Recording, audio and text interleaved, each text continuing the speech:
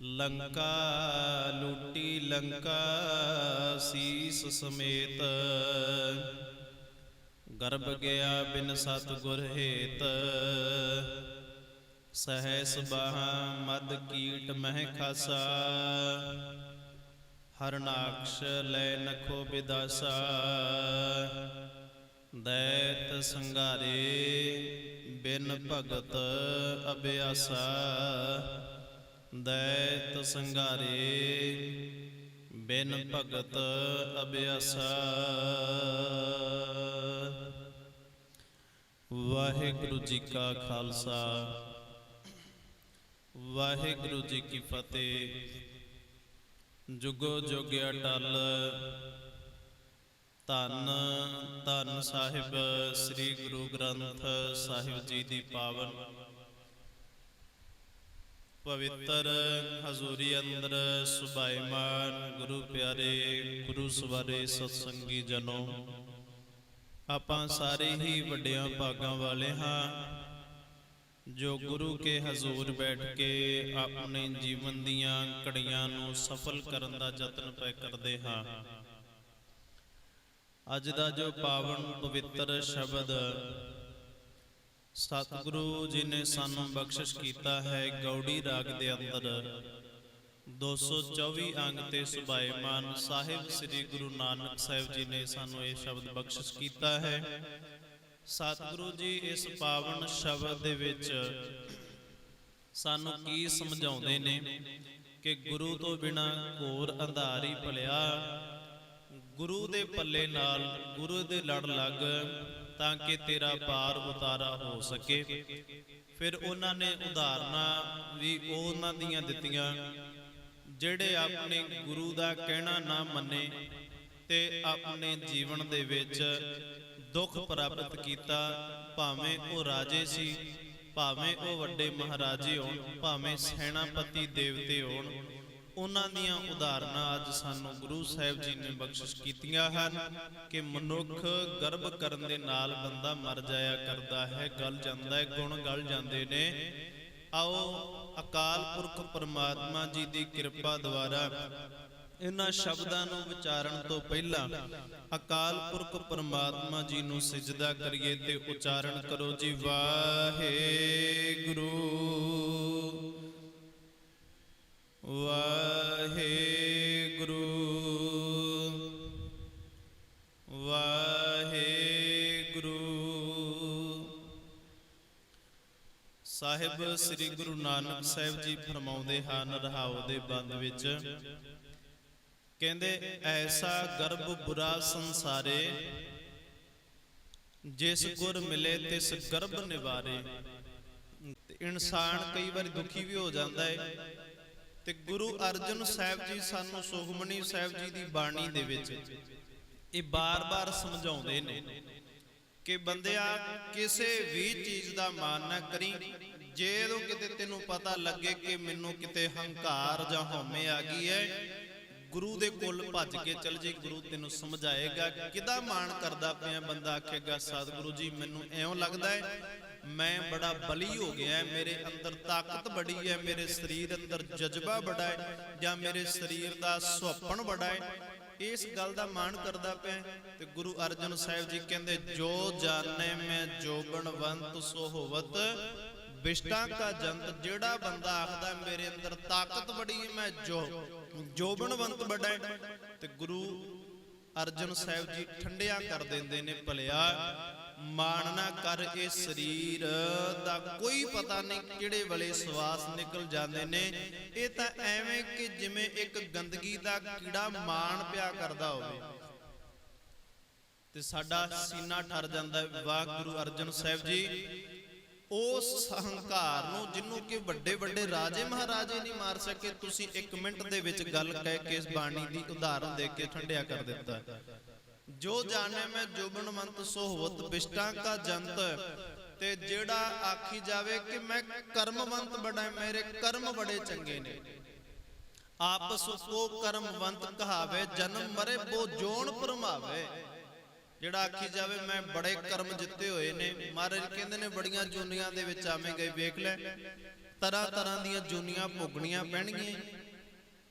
ਧਨ ਭੂਮਿਕਾ ਜੋ ਕਰੇ ਗੁਮਾਨ, ਗੁਰੂ ਤੋਂ ਬਿਨਾ, ਜਿਵੇਂ ਸਤਿਗੁਰੂ ਜੀ ਨੇ ਸਾਨੂੰ ਸਮਝਾਇਆ ਨਾ ਬੰਦਿਆ, ਇਹ ਗਰਭ ਜਿਹੜਾ ਹੰਕਾਰ ਜਿਹੜਾ ਇਹ ਆਪਣੇ ਆਪ ਆਉਂਦਾ ਹੈ।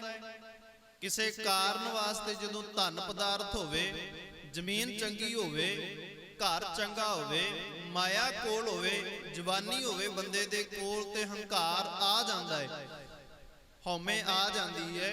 ਪਰ ਇਹਨੂੰ ਠੰਡਿਆ ਕਰਨ ਦਾ ਯਤਨ ਗੁਰੂ ਅਰਜਨ ਸਾਹਿਬ ਜੀ ਨੇ ਸਾਨੂੰ ਤਰੀਕਾ ਦੱਸ ਦਿੱਤਾ, ਕਿਉਂਕਿ ਗੁਰੂ ਸਾਹਿਬ ਜੀ ਨੇ ਸਾਨੂੰ ਦੱਸਿਆ ਸੀ, ਗੁਰ ਬਿਨ ਘੋਰ ਅੰਧਾਰ, ਗੁਰੂ ਬਿਨ ਸਮਝ ਨਾ ਆਵੇ। ਗੁਰੂ ਤੋਂ ਬਿਨਾ ਸਮਝ ਨਹੀਂ ਆ ਸਕਦੀ ਸੰਸਾਰ ਦੇ ਵਿੱਚ ਰਹਿਣਾ ਕਿਵੇਂ ਹੈ। ਘੋਰ ਅੰਧਾਰ ਹੈ, ਸਾਡੇ ਲਈ ਘੋਰ ਅੰਧਾਰ ਹੈ, ਸਾਨੂੰ ਪਤਾ ਨਹੀਂ ਅਸੀਂ ਚੱਲਣਾ ਕਿਹੜੇ ਮਾਰਗ ਤੇ ਹੈ।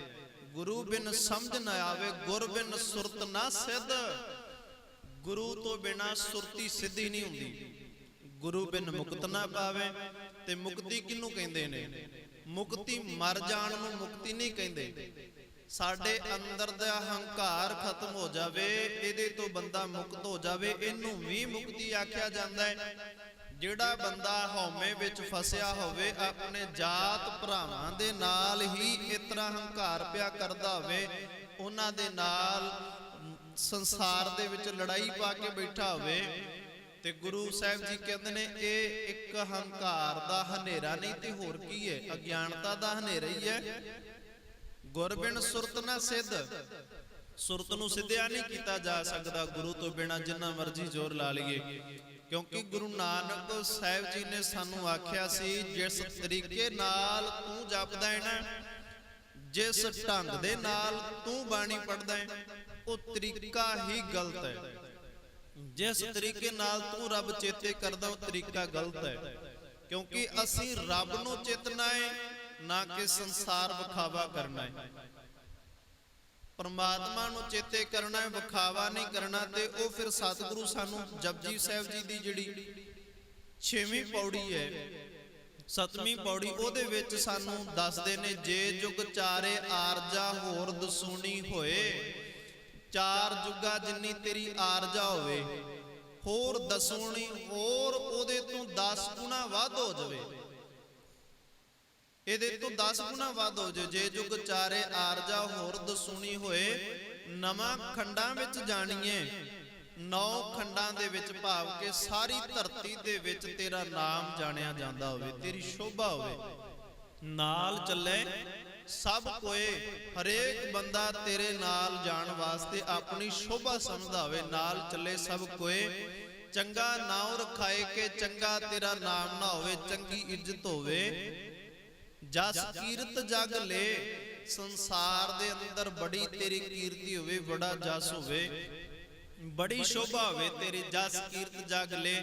ਪਰ ਮਹਾਰਾਜ ਕਹਿੰਦੇ ਨੇ, ਜੇ ਤਿਸ ਨਦਰ ਨਾ ਆਵਈ ਤਾਂ ਬਾਤ ਨਾ ਪੁੱਛੇ, ਕਿ ਜੇ ਰੱਬ ਦੀ ਨਜ਼ਰ ਦੇ ਵਿੱਚ ਨਹੀਂ ਆਇਆ, ਤੇ ਫਿਰ ਸਤਿਗੁਰੂ ਜੀ ਕਹਿੰਦੇ ਨੇ, ਕੀਟਾਂ ਅੰਦਰ ਕੀਟ ਕਰ ਦੋਸ਼ੀ ਦੋਸ਼ ਤੇਰੇ, ਕੀੜਿਆਂ ਦੇ ਵਿੱਚੋਂ ਛੋਟਾ ਕੀੜਾ ਜਾਣ ਕੇ ਤੇਰੇ ਮੂੰਹ ਦੇ ਉੱਪਰ ਦੋਸ਼ ਲੱਗਾ ਹੋਵੇਗਾ, ਕੀੜਿਆਂ ਦੇ ਵਿੱਚੋਂ ਛੋਟਾ ਕੀੜਾ ਸਮਝ ਕੇ। ਇੰਨਾ ਸਤਿਗੁਰੂ ਸਾਨੂੰ ਕਹਿੰਦੇ ਨੇ, ਇਹ ਗਰਭ ਮਾਣ ਕਿਸ ਗੱਲ ਦਾ ਕਰਦਾ ਪਿਆ ਹੈ? ਐਸਾ ਗਰਭ ਬੁਰਾ ਸੰਸਾਰੇ, ਆਪਸ ਕੋ ਕਰਮਵੰਤ ਕਹਾਵੇ, ਜਨਮ ਮਰੇ ਬੋ ਜੋਨ ਭਰਮਾਵੇ, ਧਨ ਭੂਮਿਕਾ ਜੋ ਕਰੇ ਗੁਮਾਨ। ਜਿਹੜਾ ਧਨ ਦਾ ਤੇ ਭੂਮ ਦਾ ਅਰਥ ਹੁੰਦਾ ਹੈ ਜ਼ਮੀਨ ਦਾ, ਜਿਹੜਾ ਮਾਣ ਕਰਦਾ ਹੈ, ਸੋ ਮੂਰਖ ਅੰਧਾ ਅਗਿਆਨ। ਉਹ ਇਨਸਾਨ ਮੂਰਖਾਂ ਵਰਗਾ ਹੈ, ਅੰਧਾ ਹੈ ਤੇ ਅਗਿਆਨ ਦੇ ਵਿੱਚ ਫਸਿਆ ਹੋਇਆ ਹੈ। ਕਰ ਕਿਰਪਾ ਜਿਸ ਕੇ ਹਿਰਦੇ ਗਰੀਬੀ ਵਸਾਵੇ, ਜਿਹਦੇ ਹਿਰਦੇ ਦੇ ਵਿੱਚ ਨਿਮਰਤਾ ਆ ਜਾਵੇ, ਤੇ ਉਹ ਇਨਸਾਨ ਸਤਿਗੁਰੂ ਨੂੰ ਪਾ ਜਾਂਦਾ ਹੈ। ਇਸ ਕਰਕੇ ਸਤਿਗੁਰੂ ਗੁਰੂ ਨਾਨਕ ਸਾਹਿਬ ਜੀ ਜਿਹੜਾ ਅੱਜ ਦਾ ਸਾਨੂੰ ਸ਼ਬਦ ਬਖਸ਼ਿਸ਼ ਕੀਤਾ ਨਾ, ਇਹਦੇ ਵਿੱਚ ਇਹੀ ਫਰਮਾਉਂਦੇ ਨੇ, ਐਸਾ ਗਰਭ ਬੁਰਾ ਸੰਸਾਰੇ, ਜਿਸ ਗੁਰ ਮਿਲੇ ਤਿਸ ਗਰਭ ਨਿਵਾਰੇ। ਜਿਸ ਬੰਦੇ ਨੂੰ ਗੁਰੂ ਮਿਲ ਜਾਂਦਾ ਹੈ, ਉਹਦੇ ਅੰਦਰ ਦੀ ਹਉਮੈ ਦੂਰ ਹੋ ਜਾਂਦੀ ਹੈ, ਉਹਦੇ ਅੰਦਰ ਦਾ ਹੰਕਾਰ ਦੂਰ ਹੋ ਜਾਂਦਾ ਹੈ। ਤੇ ਗੁਰੂ ਨਾਨਕ ਸਾਹਿਬ ਜੀ ਨੇ ਸਾਨੂੰ ਅੱਜ ਦੇ ਸ਼ਬਦ ਦੇ ਵਿੱਚ ਉਦਾਹਰਨਾਂ ਵੀ ਦਿੱਤੀਆਂ ਨੇ, ਉਹਨਾਂ ਦੀਆਂ ਜਿਨ੍ਹਾਂ ਨੇ ਬਹੁਤ ਵੱਡਾ ਹੰਕਾਰ ਕੀਤਾ, ਤੇ ਇਸ ਧਰਤੀ ਦੇ ਬਹੁਤ ਵੱਡੇ ਦੇਵਤੇ ਵੀ ਨੇ। ਉਹਨਾਂ ਨੇ ਸਭ ਤੋਂ ਪਹਿਲੀ ਉਦਾਹਰਨ ਦਿੱਤੀ, ਕਹਿੰਦੇ ਬ੍ਰਹਮੇ ਗਰਭ ਕੀਆ ਨਹੀਂ ਜਾਣਿਆ। ਬ੍ਰਹਮਾ ਜਿਹਨੂੰ ਆਖਿਆ ਜਾਂਦਾ ਹੈ ਕਿ ਧਰਤੀ ਸਾਜਦਾ, ਜਿਹੜਾ ਜਿਹਨੇ ਧਰਤੀ ਸਾਜੀ ਹੈ, ਪੈਦਾ ਕਰਨ ਵਾਲਾ। ਬ੍ਰਹਮੇ ਗਰਭ ਕੀਆ ਨਹੀਂ ਜਾਣਿਆ। ਬ੍ਰਹਮੇ ਨੇ ਕਹਿੰਦੇ ਨੇ ਗਰਭ ਕੀਤਾ ਵੀ ਮੈਂ ਆਪਣੇ ਆਪ ਤੋਂ ਪ੍ਰਕਾਸ਼ ਹੋਇਆ। ਮੇਰਾ ਜਿਹੜਾ ਜਨਮ ਹੈ ਨਾ ਕਮਲ ਦੀ ਨਾਭੀ ਦੇ ਵਿੱਚੋਂ ਨਹੀਂ ਹੋਇਆ। ਮੈਂ ਹੀ ਪਰਮੇਸ਼ਰ ਹਾਂ, ਮੈਂ ਹੀ ਰੱਬ ਹਾਂ, ਮੈਂ ਹੀ ਅਕਾਲ ਪੁਰਖ ਹਾਂ। ਸਭ ਕੁਝ ਆਪਣੇ ਆਪ ਨੂੰ ਜਨਾਇਆ। ਬਹੁਤ ਵੱਡਾ ਹੰਕਾਰ ਕਰ ਲਿਆ। ਮੈਂ ਆਪਣੇ ਆਪ ਤੋਂ ਪ੍ਰਕਾਸ਼ ਹੋਇਆ, ਮੈਨੂੰ ਕੋਈ ਜਨਮ ਦੇਣ ਵਾਲਾ ਨਹੀਂ, ਇਸ ਕਰਕੇ ਮੈਂ ਬਹੁਤ ਵੱਡਾ ਦੇਵਤਾ, ਮੈਂ ਰੱਬ ਹਾਂ, ਖੁਦ ਪਰਮੇਸ਼ਰ ਹਾਂ। ਤੇ ਕਹਿੰਦੇ ਫਿਰ ਕੀ ਹੋਇਆ? ਇਹਦਾ ਹੰਕਾਰ ਜਦੋਂ ਟੁੱਟਾ ਨਾ, ਇਹਦਾ ਇੰਨਾ ਜ਼ਿਆਦਾ ਗਰਭ ਕਰ ਲਿਆ ਤੇ ਇਹਦੀਆਂ ਜਿਹੜੀਆਂ ਵੇਦ ਸੀਗੇ, ਜੋ ਇਹਦੇ ਵੇਦ ਸੀ, ਉਹ ਕਿਤੇ ਦੈਂਤ ਚੋਰੀ ਕਰਕੇ ਲੈ ਗਏ। ਜਦੋਂ ਦੈਂਤ ਚੋਰੀ ਕਰਕੇ ਲੈ ਗਏ ਵੇਦਾਂ ਨੂੰ, ਤੇ ਇਹਨੇ ਫਿਰ ਕੋਸ਼ਿਸ਼ ਕੀਤੀ ਕਿ ਉਹ ਵੇਦ ਮੈਨੂੰ ਲੱਭ ਸਕਣ। ਬੜਾ ਯਤਨ ਕੀਤਾ। ਅੱਜ ਵੀ ਜਿਵੇਂ ਸੰਸਾਰ ਦੇ ਅੰਦਰ ਕੋਈ ਵੀ ਇਨਸਾਨ ਘਰੇਲੂ ਤੌਰ ਤੇ ਕੋਈ ਬਿਮਾਰ ਹੋ ਜਾਵੇ ਨਾ, ਆਪਾਂ ਯਤਨ ਕਰਦੇ ਆ, ਹਰੇਕ ਦਵਾਈ ਦਿੰਦੇ ਆ, ਡਾਕਟਰ ਕੋਲ ਲੈ ਕੇ ਜਾਂਦੇ ਆ, ਬੜੀਆਂ ਥਾਵਾਂ ਤੇ ਲੈ ਕੇ ਜਾਂਦੇ ਆ। ਜਦੋਂ ਅਸੀਂ ਹਾਰ ਜਾਂਦੇ ਆ, ਫਿਰ ਕੀ ਕਰਦੇ ਆ? ਫਿਰ ਆਪਾਂ ਗੁਰੂ ਦੁਆਰੇ ਜਾਂ ਮੰਦਿਰ ਵੱਲ ਮੂੰਹ ਕਰਦੇ ਆ ਵੀ ਉੱਥੇ ਜਾ ਕੇ ਸਾਡੀ ਸੁਣੀ ਜਾ ਸਕਦੀ ਹੈ। ਇਹ ਸਾਨੂੰ ਮਹਿਸੂਸ ਹੁੰਦਾ ਹੈ। ਸਭ ਯਤਨ ਕਰਦੇ ਆ, ਆਪਦੇ ਵੱਲੋਂ ਯਤਨ ਕਰਨ ਦੇ ਵਿੱਚ ਕੋਈ ਕਸਰ ਨਹੀਂ ਛੱਡਦੇ। ਮੂੰਹ ਦੇ ਵਿੱਚੋਂ ਇਹ ਵੀ ਕਹਿ ਦਿੰਦੇ ਆ, ਡਾਕਟਰ ਸਾਹਿਬ ਪੈਸੇ ਦੀ ਪਰਵਾਹ ਨਹੀਂ ਕਰਨੀ, ਧਨ ਦੀ ਪਰਵਾਹ ਨਹੀਂ ਕਰਨੀ, ਸਾਡਾ ਜੋ ਬੰਦਾ ਹੈ, ਸਾਡੇ ਘਰ ਦਾ ਜਿਹੜਾ ਪ੍ਰਾਣੀ ਹੈ, ਉਹ ਠੀਕ ਹੋਣਾ ਚਾਹੀਦਾ ਹੈ, ਪੈਸੇ ਦੀ ਪਰਵਾਹ ਤੁਸੀਂ ਨਾ ਕਰਿਓ। ਸਾਡਾ ਮਰੀਜ਼ ਜਿਹੜਾ ਉਹ ਠੀਕ ਹੋਣਾ ਚਾਹੀਦਾ, ਆਪਾਂ ਕਹਿੰਦੇ ਆ। ਪਰ ਕਹਿੰਦੇ ਜਦੋਂ ਉਹ ਹੱਥ ਖੜੇ ਕਰ ਦਿੱਤੇ ਜਾਣ, ਉਹ ਡਾਕਟਰ ਵੀ ਕਹਿ ਦੇਵੇ ਵੀ ਹੁਣ ਤਾਂ ਰੱਬ ਅੱਗੇ ਅਰਦਾਸ ਹੈ, ਜੇ ਇੰਨਾ ਸਮਾਂ ਕੱਢ ਗਿਆ ਤੇ ਬਚ ਸਕਦਾ ਹੈ, ਫਿਰ ਆਪਾਂ ਕੀ ਕਰਦੇ ਆ? ਭੱਜਦੇ ਆ, ਫਿਰ ਗੁਰਦੁਆਰੇ ਵੱਲ ਨੂੰ, ਮੰਦਿਰ ਵੱਲ ਨੂੰ ਆਪਾਂ ਦੌੜਦੇ ਆ, ਜਾ ਕੇ ਅਰਦਾਸ ਕਰਾਉਣੇ, ਆਪ ਵੀ ਅਰਦਾਸ ਕਰਦੇ ਆ, ਕਿੰਨਾ ਕੁਝ ਕਰਦੇ ਆ। ਇਸੇ ਤਰ੍ਹਾਂ ਇਹ ਵੇਦ ਜਦੋਂ ਚੋਰੀ ਹੋ ਗਏ ਬ੍ਰਹਮੇ ਦੇ, ਤੇ ਇਹਨੇ ਆਪਦੇ ਵੱਲੋਂ ਬਹੁਤ ਯਤਨ ਕੀਤਾ, ਮੈਂ ਲੱਭ ਲਵਾਂ, ਮੈਂ ਇਹਨਾਂ ਵੇਦਾਂ ਨੂੰ ਲੱਭਾਂ, ਪ੍ਰਾਪਤ ਕਰਾਂ। ਤੇ ਇੱਕ ਮਾਣ ਆਪਦੇ ਅੰਦਰ ਲਈ ਫਿਰਦਾ ਸੀ, ਜਿਹੜਾ ਕਿ ਮੈਂ ਹੀ ਰੱਬ ਹਾਂ, ਮੈਂ ਹੀ ਪਰਮਾਤਮਾ। ਕਿਉਂਕਿ ਪਰਮਾਤਮਾ ਜਿਹੜਾ, ਉਹਦੀ ਜਿਹੜੀ ਪਰਿਭਾਸ਼ਾ ਉਹ ਇਸ ਤਰ੍ਹਾਂ ਹੈ ਕਿ ਘਟ ਘਟ ਕੇ ਅੰਤਰ ਕੀ ਜਾਣਤ, ਭਲੇ ਬੁਰੇ ਕੀ ਪੀਰ ਪਛਾਣਤ, ਅੱਗੋਂ ਦੇਖੇ ਪਿੱਛੋਂ ਦੇਖੇ ਤੁਝ ਤੇ ਕਹਾਂ ਛਪਾਵੇ। ਇਹ ਰੱਬ ਦੀ ਪਰਿਭਾਸ਼ਾ ਹੈ ਕਿ ਪਰਮਾਤਮਾ ਸਾਡੇ ਹਿਰਦੇ ਦੀ ਜਾਣਦਾ ਹੈ, ਘਟ ਘਟ ਕੇ ਅੰਤਰ ਕੀ ਜਾਣਤ। ਮੂੰਹੋਂ ਭਾਵੇਂ ਬੰਦਾ ਨਾ ਬੋਲੇ, ਪਰ ਸਾਡੇ ਹਿਰਦੇ ਦੀ ਮਲੀਨਤਾ, ਸਾਡੇ ਹਿਰਦੇ ਦੀ ਮਤ, ਸਾਡੇ ਹਿਰਦੇ ਦੀਆਂ ਉਹ ਗੱਲਾਂ, ਦਿਲ ਦੀਆਂ ਗੱਲਾਂ ਜਿਹੜੀਆਂ ਅਸੀਂ ਸੰਸਾਰ ਦੇ ਮੂੰਹ ਤੇ ਨਹੀਂ ਕਹਿਣਾ ਚਾਹੁੰਦੇ, ਜੀਵਾਂ ਦੇ ਮੂੰਹ ਤੇ ਨਹੀਂ ਕਹਿਣਾ ਚਾਹੁੰਦੇ, ਪਰ ਸਾਡੇ ਅੰਦਰ ਹੁੰਦੀਆਂ ਨੇ, ਉਹ ਗੁਰੂ ਬੁੱਝ ਲੈਂਦਾ ਹੈ। ਅਕਾਲ ਪੁਰਖ ਪਰਮਾਤਮਾ ਉਹ ਜਾਣ ਲੈਂਦਾ ਹੈ। ਭਲੇ ਬੁਰੇ ਕੀ ਪੀਰ ਪਛਾਣਤ, ਤੇ ਭਲਾ ਕੌਣ ਹੈ, ਬੁਰਾ ਕੌਣ ਹੈ, ਉਹ ਉਹਦੇ ਅੰਦਰ ਦੀ ਜਾਣਦਾ ਹੈ ਪਰਮਾਤਮਾ। ਇਹਨੂੰ ਮਹਿਸੂਸ ਹੋਇਆ ਕਿ ਜੇ ਮੈਂ ਖੁਦ ਰੱਬ ਹੁੰਦਾ, ਇਹ ਵੇਦ ਨਾ ਤਾਂ ਚੋਰੀ ਹੋਣੇ ਸੀ, ਜੇ ਚੋਰੀ ਹੋਣੇ ਹੁੰਦੇ ਤੇ ਮੈਨੂੰ ਪਹਿਲਾਂ ਪਤਾ ਲੱਗਣਾ ਚਾਹੀਦਾ ਸੀ, ਤੇ ਜੇ ਹੁਣ ਚੋਰੀ ਹੋ ਗਈ ਤੇ ਮੈਨੂੰ ਪਤਾ ਹੋਣਾ ਚਾਹੀਦਾ ਕਿਸ ਥਾਂ ਤੇ ਪਏ ਨੇ ਤੇ ਕਿੰਨੇ ਚੋਰੀ ਕੀਤੇ ਨੇ। ਪਰ ਹਾਰ ਕੇ ਜਦੋਂ ਫਿਰ ਇਹਨੇ ਅਕਾਲ ਪੁਰਖ ਪਰਮਾਤਮਾ ਦਾ ਸਹਾਰਾ ਲਿਆ, परमात्मा अगे अरदास कीती, वेद की विपत पड़ी पछतानिया, जहां प्रभ सिमरे तही मन मानिया। फिर इन्हें रब दा सिमरन कीता, परमात्मा जी नूं ध्याया, चेते कीता कि हे रब्बा मेरी मदद कर, परमात्मा मेरी मदद कर।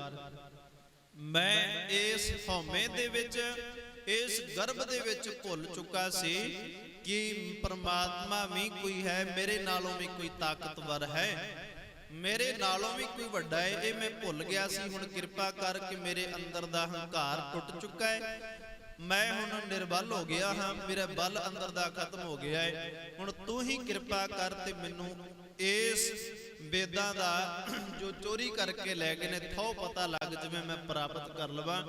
ਫਿਰ ਜਾ ਕੇ ਰੱਬ ਨੇ ਕਿਰਪਾ ਪ੍ਰਮਾਤਮਾ ਨੇ ਇਹਦੀ ਮਦਦ ਕੀਤੀ, ਕਿਵੇਂ ਨਾ ਕਿਵੇਂ ਕਰਕੇ ਉਹ ਵੇਦ ਇਹਨੂੰ ਪ੍ਰਾਪਤ ਹੋਏ। ਇਹਦਾ ਅੰਦਰ ਦਾ ਜਿਹੜਾ ਗਰਭ ਸੀ ਉਹ ਖਤਮ ਹੋ ਗਿਆ। ਐਸਾ ਗਰਭ ਬੁਰਾ ਸੰਸਾਰੇ, ਜਿਹੜਾ ਵੀ ਹੁਣ ਸਭ ਤੋਂ ਵੱਡਾ ਬ੍ਰਹਮਾ ਹੈ, ਆਪਾਂ ਮੰਨਦੇ ਹਾਂ ਕਿ ਬ੍ਰਹਮਾ ਬਹੁਤ ਵੱਡਾ ਦੇਵਤਾ ਸੀ। ਇਨਸਾਨ ਧਰਤੀ ਦੇ ਉੱਪਰ ਜੋ ਵੀ ਨੇ ਉਹਨਾਂ ਨੂੰ ਪਤਾ ਹੈ, ਤੇ ਉਹ ਇੰਨਾ ਵੱਡਾ ਦੇਵਤਾ ਹੋਣ ਕਰਕੇ ਮਾਣ ਕਰ ਬੈਠਾ, ਅਸੀਂ ਛੋਟੇ ਜੀਵਾਂ, ਅਸੀਂ ਧਨ ਪਦਾਰਥ ਦਾ ਮਾਣ ਕਰ ਲੈਂਦੇ ਆ।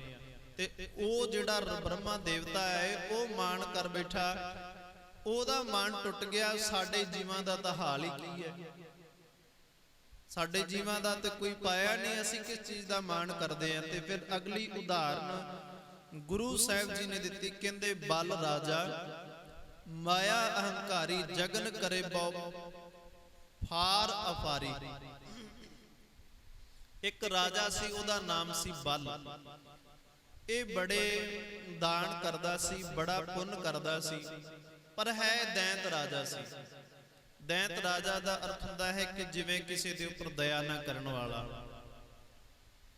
ਹੈ। ਇਹ ਦੈਂਤ ਰਾਜਾ ਸੀ, ਇਹਨੇ ਨਾ ਬੜਾ ਮਾਣ ਸੀ, ਇਹਨੂੰ ਮਾਇਆ ਦਾ ਹੰਕਾਰ ਬੜਾ ਸੀ ਕਿ ਮੈਂ ਬਹੁਤ ਦਾਨ ਕਰਦਾ ਹਾਂ, ਮੈਂ ਬੜਾ ਦਾਨ ਕਰਦਾ ਹਾਂ। ਤੇ ਕਹਿੰਦੇ ਇਹਨੇ ਜਗਨ ਕਰੇ ਬਹੁ ਭਾਰ ਅਫਾਰੀ, ਇਹਨੇ ਕੀ ਕੀਤਾ, ਸਾਰੀ ਧਰਤੀ ਨੂੰ ਜਿੱਤ ਲਿਆ। ਸਾਰੀ ਧਰਤੀ ਨੂੰ ਜਿੱਤ ਕੇ ਫਿਰ ਦੇਵਤਿਆਂ ਦੇ ਵਿੱਚੋਂ ਇੱਕ ਵੱਡਾ ਦੇਵਤਾ ਮੰਨਿਆ ਜਾਂਦਾ, ਉਹ ਹੈ ਇੰਦਰ। ਕਿ ਇੰਦਰ ਜਿਹੜਾ ਹੈ ਉਹ ਸ਼੍ਰੋਮਣੀ ਦੇਵਤਾ, ਇਹਨਾਂ ਦਾ ਸਭ ਤੋਂ ਵੱਡਾ ਦੇਵਤਾ ਹੈ। ਤੇ ਉਹ ਇੰਦਰ ਦੇਵਤੇ ਦਾ ਤਖਤ ਇਹਨੇ ਜਗ ਕੀਤੇ 7100। ਇਸ ਬਲ ਰਾਜਾ ਨੇ 7100 ਜਗ ਕੀਤੇ ਰੱਬ ਨੂੰ ਖੁਸ਼ ਕਰਨ ਵਾਸਤੇ, ਤੇ ਸਾਰੇ ਦੇਵਤੇ ਨੇ ਜਿੱਤ ਲਏ। ਤੇ ਜਿਹੜਾ ਅਖੀਰਲਾ ਜਗ ਸੀ ਉਹ ਨਿਰਵਿਘਨ ਹੋਣ ਵਾਲਾ ਸੀ, ਸਮਾਪਤ ਹੋਣ ਵਾਲਾ ਸੀ। ਪਰ ਜਦੋਂ ਪਤਾ ਲੱਗਾ ਇੰਦਰ ਦੇਵਤੇ ਨੂੰ ਜਦੋਂ ਪਤਾ ਲੱਗਾ ਨਾ ਕਿ ਮੇਰਾ ਸਿੰਘਾਸਨ ਜਿਹੜਾ, ਮੇਰਾ ਤਖਤ ਜਿਹੜਾ ਹੈ ਉਹ ਇਸ ਦੈਂਤ ਬਲ ਰਾਜੇ ਨੇ ਖੋਹ ਲੈਣਾ ਹੈ, ਤੇ ਉਹਨੇ ਜਾ ਕੇ ਵਿਸ਼ਨੂੰ ਦੇ ਅੱਗੇ ਅਰਦਾਸ ਕੀਤੀ, ਜੋਦੜੀ ਕੀਤੀ। ਧਿਆਨ ਰੱਖਣਾ, ਇਹ ਸ਼ਬਦ ਗੁਰੂ ਨਾਨਕ ਸਾਹਿਬ ਜੀ ਦਾ ਹੈ, ਕੋਈ ਮਨ ਘੜਤ ਕਹਾਣੀ ਨਹੀਂ ਹੈ। ਜੋ ਕਹਿ ਰਿਹਾ ਹੈ, ਜੋ ਆਪਾਂ ਸਰਵਣ ਕਰਦੇ ਪਏ ਆ, ਇਹ ਗੁਰੂ ਨਾਨਕ ਸਾਹਿਬ ਜੀ ਸਾਨੂੰ ਦੱਸਦੇ ਨੇ ਕਿ ਕਿਹਨਾਂ ਨੇ ਗਰਭ ਕੀਤਾ, ਕਿਉਂ ਕੀਤਾ ਤੇ ਟੁੱਟਾ ਕਿਵੇਂ।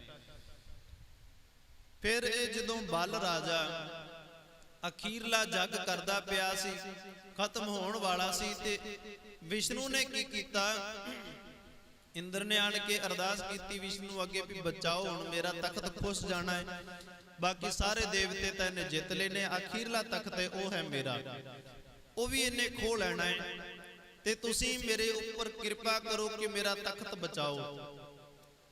ਵਿਸ਼ਨੂੰ ਨੇ ਕੀ ਕੀਤਾ, ਇੱਕ ਬੌਣਾ ਰੂਪ 52 ਉਂਗਲਾਂ, ਕਈ ਮੰਨਦੇ ਨੇ ਕਿ 52 ਉਂਗਲਾਂ 52 ਰੂਪ। ਬੌਣਾ ਭਾਵ ਕਿ ਇੱਕ ਹੁੰਦਾ ਜਵਾਨ, ਇੱਕ ਹੁੰਦਾ ਛੋਟਾ, ਉਹਨੂੰ ਆਪਾਂ ਬੌਣਾ ਕਹਿ ਦਿੰਦੇ ਆ, ਬੌਣਾ ਕਹਿ ਲੈ ਜਾਂ ਬੌਣਾ ਕਹਿ ਦਿੰਦੇ ਆ। ਤੇ ਉਸ ਬੌਣਾ ਰੂਪ ਧਾਰਨ ਕਰਕੇ ਨਾ ਉਹ ਬਲ ਰਾਜੇ ਦੇ ਕੋਲ ਚਲੇ ਜਾਂਦਾ ਹੈ। ਤੇ ਰਾਜਾ ਬਲ ਜਿਹੜਾ ਸੀ ਉਹਨੂੰ ਬੜਾ ਮਾਣ ਸੀ ਕਿ ਕੋਈ ਮੇਰੇ ਤੋਂ ਕੁਝ ਵੀ ਮੰਗੇਗਾ ਮੈਂ ਉਹਨੂੰ ਦਾਨ ਕਰਾਂਗਾ, ਕੁਝ ਵੀ ਮੰਗੇ ਮੈਂ ਉਹਨੂੰ ਦਾਨ ਦੇ ਦੇਵਾਂਗਾ।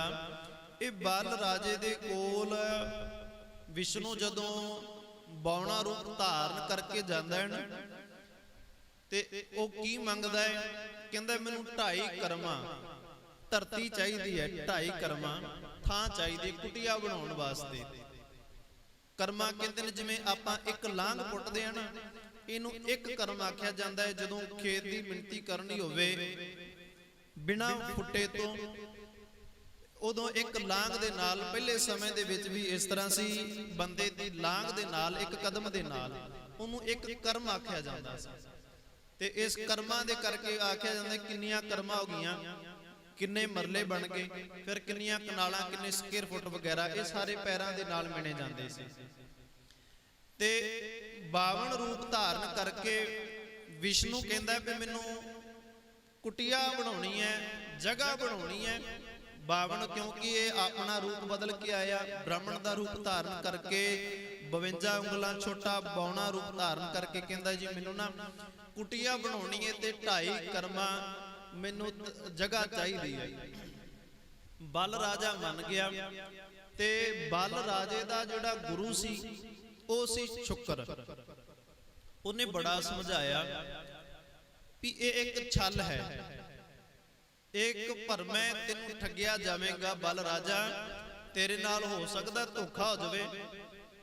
ਤੇ ਉਹ ਬਲ ਕਹਿੰਦਾ ਨਹੀਂ, ਮੈਂ ਇਹਨੂੰ ਧਰਤੀ ਦਵਾਂਗਾ, ਇਹ ਜੋ ਮੰਗਦਾ ਮੈਂ ਇਹਨੂੰ ਦਵਾਂਗਾ।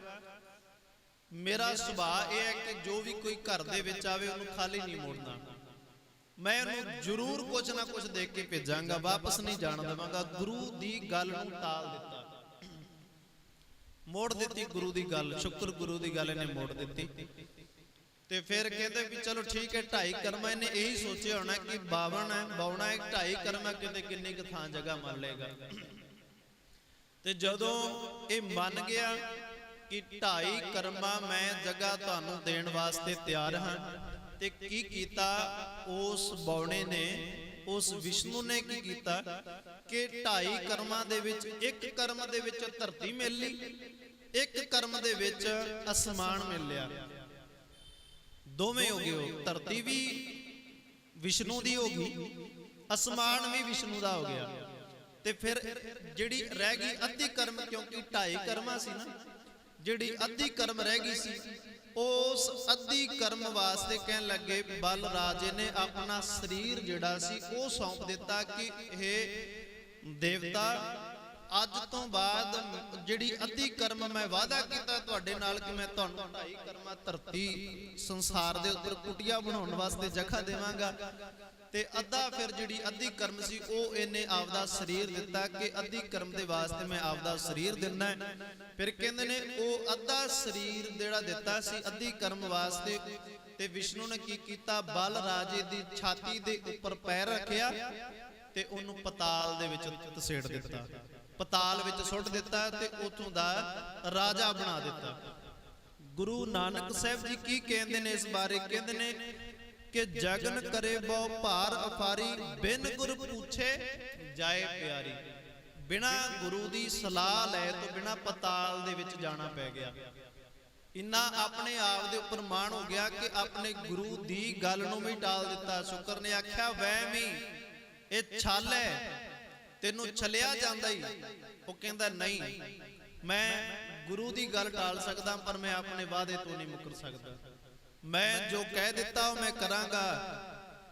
ਜਦੋਂ ਨਾ ਮੰਨਿਆ ਆਪਣੀ ਗੁਰੂ ਦੀ ਗੱਲ, ਤੇ ਕਹਿੰਦੇ ਨੇ ਉਹਨੂੰ ਪਤਾਲ ਦੇ ਵਿੱਚ ਜਾਣਾ ਪੈ ਗਿਆ। ਪਤਾਲ ਦੇ ਵਿੱਚ ਗੁਰੂ ਦੀ ਗੱਲ ਨਾ ਮੰਨਣ ਕਰਕੇ ਗਰਭ ਐਸਾ ਗਰਭ ਬੁਰਾ ਸੰਸਾਰ ਹੈ। ਇਹੋ ਜਿਹਾ ਗਰਭ ਹੈ ਜਿਹੜਾ ਬੰਦੇ ਨੂੰ ਆਪਣੇ ਹੋਂਦ ਖਤਮ ਕਰਵਾ ਦਿੰਦਾ ਹੈ, ਆਪਣੇ ਆਪ ਦਾ ਪਤਾ ਹੀ ਨਹੀਂ ਲੱਗਦਾ ਕਿ ਬੰਦਾ ਕਰਨਾ ਕੀ ਚਾਹੁੰਦਾ, ਕਿ ਹੋ ਕੀ ਰਿਹਾ ਹੈ, ਮੈਂ ਘਾਟੇ ਦੇ ਵਿੱਚ ਜਾਵਾਂਗਾ। ਇੰਨਾ ਜ਼ਿਆਦਾ ਗਰਭ ਸੰਸਾਰ ਦੇ ਵਿੱਚ ਮਾੜਾ ਹੈ। ਤੇ ਅਗਲੀ ਉਦਾਹਰਨ ਗੁਰੂ ਨਾਨਕ ਸਾਹਿਬ ਜੀ ਨੇ ਦਿੱਤੀ, ਕਹਿੰਦੇ ਹਰੀ ਚੰਦ ਦਾਨ ਕਰੇ ਜਸ ਲੇਵੈ, ਬਿਨ ਗੁਰ ਅੰਤ ਨਾ ਪਾਏ ਅਭੇਵੈ। ਹਰੀ ਚੰਦ ਇੱਕ ਰਾਜਾ ਸੀ ਤੇ ਵਸ਼ਿਸ਼ਟ ਜਿਹੜਾ ਇਹਦਾ ਗੁਰੂ ਸੀ, ਵਸ਼ਿਸ਼ਟ ਇਹਦਾ ਗੁਰੂ ਸੀ। ਹਰੀ ਚੰਦ ਰਾਜਾ ਬੜਾ ਦਾਨ ਕਰਿਆ ਕਰਦਾ ਸੀ, ਬਹੁਤ ਜ਼ਿਆਦਾ ਦਾਨ ਕਰਿਆ ਕਰਦਾ ਸੀ, ਤੇ ਸੰਸਾਰ ਦੇ ਵਿੱਚ ਇਸ ਦੀ ਬੜੀ ਸ਼ੋਭਾ ਹੋਣ ਲੱਗੀ, ਬਹੁਤ ਜ਼ਿਆਦਾ ਸ਼ੋਭਾ ਹੋਈ ਇਹਦੀ ਸੰਸਾਰ ਦੇ ਵਿੱਚ। ਸਾਰਿਆਂ ਨੇ ਬੜਾ ਸ਼ੋਭਾ ਕੀਤੀ ਵੀ ਹਰੀ ਚੰਦ ਰਾਜਾ ਜਿਹੜਾ ਹੈ ਉਹ ਬੜਾ ਦਾਨ ਕਰਦਾ ਹੈ, ਬਹੁਤ ਵੱਡਾ ਦਾਨੀ ਹੈ। ਇੱਕ ਦਿਨ ਵਸ਼ਿਸ਼ਟ ਗੁਰੂ ਜਿਹੜਾ ਹੈ ਇਸ ਦਾ, ਉਹ ਵਿਸ਼ਵਾਮਿੱਤਰ ਜਿਹੜਾ ਹੈ ਨਾ ਵਸ਼ਿਸ਼ਟ ਗੁਰੂ ਦਾ, ਉਹਨੂੰ ਜਾ ਕੇ ਦੱਸਦਾ ਹੈ ਵੀ ਹਰੀ ਚੰਦ ਰਾਜਾ ਨਾ ਜਿਹੜਾ ਬਹੁਤ ਦਾਨ ਕਰਦਾ ਹੈ, ਬੜਾ ਚੰਗਾ ਬੱਚਾ ਹੈ। ਅੱਜ ਵੀ ਜੇ ਕੋਈ ਕਿਸੇ ਉਸਤਾਦ ਦਾ ਕੋਈ ਚੇਲਾ ਕੋਈ ਚੰਗਾ ਕੰਮ ਕਰਦਾ ਹੋਵੇ ਤੇ ਉਸਤਾਦ ਉਸ ਦੀਆਂ ਗੱਲਾਂ ਦੂਜੇ ਵਿਦਿਆਰਥੀਆਂ ਨੂੰ ਵੀ ਦੱਸਦਾ ਜਾਂ ਆਪਣੇ ਬਾਕੀ ਮਿੱਤਰਾਂ ਨੂੰ ਵੀ ਦੱਸਦਾ ਹੈ ਕਿ ਇਹ ਬੱਚਾ ਬਹੁਤ ਚੰਗਾ ਲਾਇਕ ਹੈ। ਤੇ ਵਿਸ਼ਿਸ਼ਟ ਗੁਰੂ ਸੀ, ਹਰੀ ਚੰਦ ਰਾਜੇ ਦਾ ਗੁਰੂ ਸੀ। ਇਹਨੇ ਜਾ ਕੇ ਵਿਸ਼ਵਾਮਿੱਤਰ ਨੂੰ ਦੱਸਿਆ ਕਿ ਜਿਹੜਾ ਹਰੀ ਚੰਦ ਰਾਜਾ ਨਾ, ਉਹ ਬਹੁਤ ਜ਼ਿਆਦਾ ਦਾਨ ਕਰਦਾ ਹੈ। ਕੋਈ ਵੀ ਉਹਦੇ ਕੋਲ ਚਲਾ ਜਾਵੇ, ਕਿਸੇ ਵੀ ਪ੍ਰਕਾਰ ਉਹਦੇ ਕੋਲ ਚਲਾ ਜਾਵੇ, ਉਹਨੂੰ ਖਾਲੀ ਨਹੀਂ ਮੋੜਦਾ। ਤੇ ਇੱਕ ਦਿਨ ਵਿਸ਼ਵਾਮਿੱਤਰ ਨੇ ਕੀ ਕੀਤਾ, ਉਹਨੂੰ ਪਰਖਣ ਵਾਸਤੇ ਉਹਦੇ ਤੋਂ ਦਾਨ ਮੰਗਿਆ। ਦਾਨ ਇਹੋ ਜਿਹਾ ਮੰਗਿਆ ਕਿ ਉਹਨੇ ਆਪਣੇ ਗੁਰੂ ਦੀ ਸਲਾਹ ਨਾ ਲਈ। ਵਿਸ਼ਵਾਮਿੱਤਰ ਉਹਦਾ ਗੁਰੂ ਸੀ, ਉਹਦੀ ਸਲਾਹ ਕੋਈ ਨਾ ਲਈ ਕਿ ਗੁਰੂ ਸਾਹਿਬ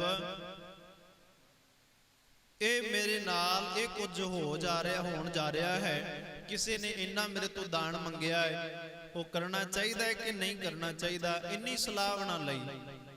ਗੁਰ ਬਿਨ ਘੋਰ ਅੰਧਾਰ, ਗੁਰੂ ਬਿਨ ਸਮਝ ਨਾ ਆਵੇ, ਗੁਰ ਬਿਨ ਸੁਰਤ ਨਾ ਸਿੱਧ, ਗੁਰੂ ਬਿਨ ਮੁਕਤ ਨਾ ਪਾਵੇ। ਅੱਜ ਦੇ ਸਮੇਂ ਦੇ ਵਿੱਚ ਸਾਡੇ ਲਈ ਵੀ ਗੁਰੂ ਕਿੰਨਾ ਜ਼ਰੂਰੀ ਹੈ, ਜਿੰਨਾ ਕਿ ਉਦੋਂ ਜ਼ਰੂਰੀ ਹੁੰਦਾ ਸੀ।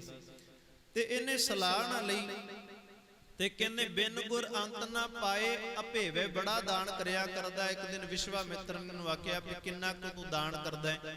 ਸਾਰਾ ਕੁਝ ਇਹਦੇ ਕੋਲ ਖੋਲਿਆ, ਜੋ ਵੀ ਇਹਦਾ ਰਾਜ ਭਾਗ ਸੀ ਸਾਰਾ ਖੁੱਸ ਗਿਆ। ਤੇ ਉਹਨੇ ਹੋਰ ਇਹਦੇ ਤੋਂ ਦਾਨ ਮੰਗਿਆ।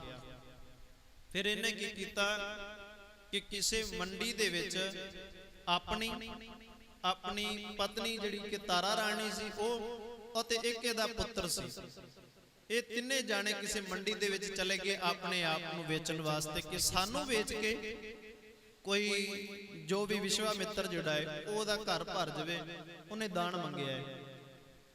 ਇਹ ਜਦੋਂ ਚਲੇ ਗਏ ਤੇ ਜਿਹੜਾ ਹਰੀ ਚੰਦ ਰਾਜਾ ਸੀ, ਉਹਨੂੰ ਕੋਈ ਠੇਕੇਦਾਰ ਖਰੀਦ ਕੇ ਲੈ ਜਾਂਦਾ ਹੈ। ਤੇ ਜਿਹੜੀ ਤਾਰਾ ਤੇ ਉਹਦਾ ਪੁੱਤਰ ਸੀ, ਉਹਨੂੰ ਕੋਈ ਦੂਜਾ ਬ੍ਰਾਹਮਣ ਖਰੀਦ ਕੇ ਲੈ ਜਾਂਦਾ ਹੈ। ਅਚਾਨਕ ਕੀ ਹੁੰਦਾ ਹੈ, ਜਿਹੜਾ ਤਾਰਾ ਰਾਣੀ ਦਾ ਹਰੀ ਚੰਦ ਦਾ ਪੁੱਤਰ ਜਿਹੜਾ ਹੈ, ਉਹਨੂੰ ਕਿਤੇ ਸੱਪ ਲੜ ਜਾਂਦਾ ਹੈ। ਤੇ ਸੱਪ ਲੜਨ ਦੇ ਕਾਰਨ ਉਹ ਬੱਚੇ ਦੀ ਮੌਤ ਹੋ ਜਾਂਦੀ ਹੈ। ਤੇ ਜਦੋਂ ਮੌਤ ਹੋਈ, ਤਾਰਾ ਰਾਣੀ ਨੇ ਉਸ ਬੱਚੇ ਨੂੰ ਚੁੱਕਿਆ ਤੇ ਜਿੱਥੇ ਇਹ ਹਰੀ ਚੰਦ ਰਾਜਾ ਜਿਹੜਾ ਸੀ, ਜਿੱਥੋਂ ਇਹ ਖਰੀਦਿਆ, ਜਿਸ ਠੇਕੇਦਾਰ ਕੋਲ ਲੈਂਦਾ ਸੀ, ਉਸ ਜਗ੍ਹਾ ਦੇ ਉੱਪਰ ਕਿਧਰੇ ਲੈ ਗਈ। ਕਿਹਾ ਕਿ ਇਸ ਬੱਚੇ ਨੂੰ ਦਫਨਾਉਣਾ ਹੈ ਜਾਂ ਸੰਸਕਾਰ ਕਰਨਾ ਹੈ ਜਾਂ ਕਿਵੇਂ ਕਰਕੇ ਇਹਦਾ ਸਰੀਰ ਸਮੇਟਿਆ ਜਾਣਾ ਹੈ, ਸਾਹਮਣਾ ਹੈ।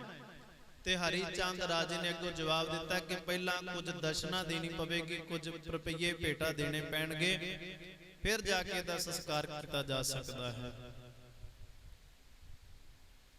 ਫਿਰ ਇਹ ਜਿਹੜਾ ਵਿਸ਼ਿਸ਼ਟ ਵਿਸ਼ਵਾਮਿੱਤਰ ਸੀ ਜਿਹੜਾ, ਇਹ ਫਿਰ ਬਹੁਤ ਸ਼ਰਮਿੰਦਾ ਹੋਇਆ ਕਿ ਇੰਨਾ ਜ਼ਿਆਦਾ ਵੀ ਕੋਈ ਦਾਨੀ ਹੋ ਸਕਦਾ ਕਿ ਆਪਣੇ ਆਪ ਨੂੰ ਹੀ ਵੇਚ ਦਵੇ, ਇੰਨਾ ਜ਼ਿਆਦਾ ਵੀ ਕੋਈ ਦਾਨੀ ਹੋ ਸਕਦਾ ਹੈ।